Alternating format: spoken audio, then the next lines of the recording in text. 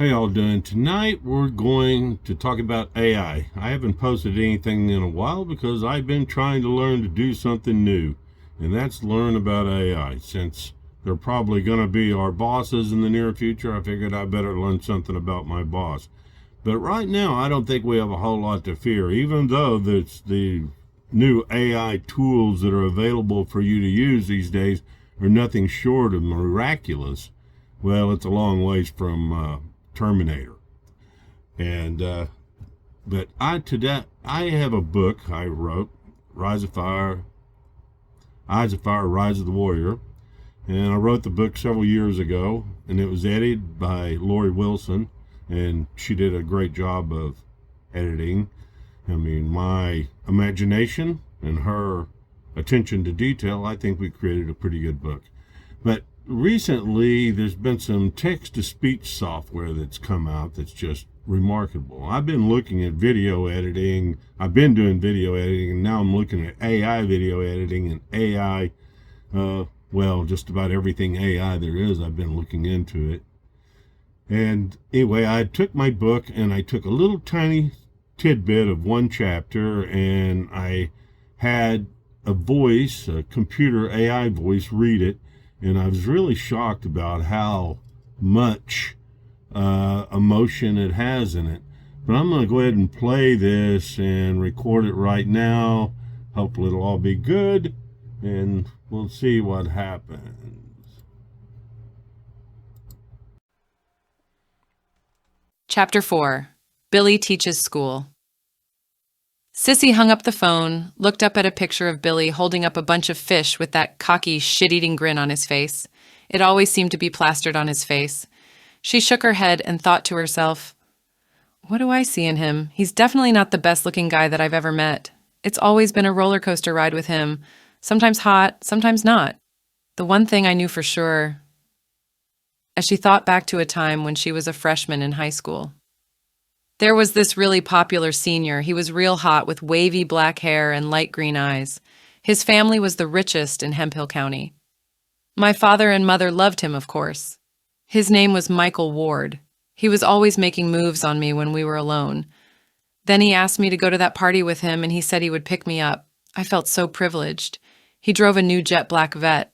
I thought I was the luckiest girl in the world, even though in the back of my mind I thought, why me? There were prettier girls that he had been with and that admire him. Instead of going to the party, he wanted to drive out into the country. I asked him why, and he said, "Let's check out the stars before we go to the party. The stars look brighter in the country." How romantic, I thought. It was exhilarating riding with the top down. I put my hands in the air like a roller coaster ride. I felt so free. He pulled into a pasture and points up at the sky. "Look, Sandra." I looked up at the stars. They were spectacular. At the same time, his arm fell around my shoulder. I thought to myself, this was cozy. Here I am with this great-looking guy and very cool car, and he smelled so good. He leaned over and placed his lips on mine and kissed me hard. It sent chills down my spine. Now his other arm started for the buttons on my shirt. It felt exciting, but also confusing. I had been taught that only bad girls do this. I had never had sex and didn't really know too much about it at the time. But I knew I wouldn't give up my virginity that easily, especially in a car in a field. I was taught virginity was sacred, but the touching and the kissing was exciting and new and stirred feelings inside of me. Actually, I had never felt like this. Before I knew it, he had my shirt unbuttoned and my bra pulled down. He was kissing my breast. I didn't realize I had so much sensation there. Then he moved his hand from my breast and reached between my legs, and I clinched my legs together tight. He said, "Oh, come on, Sandra, you'll love it."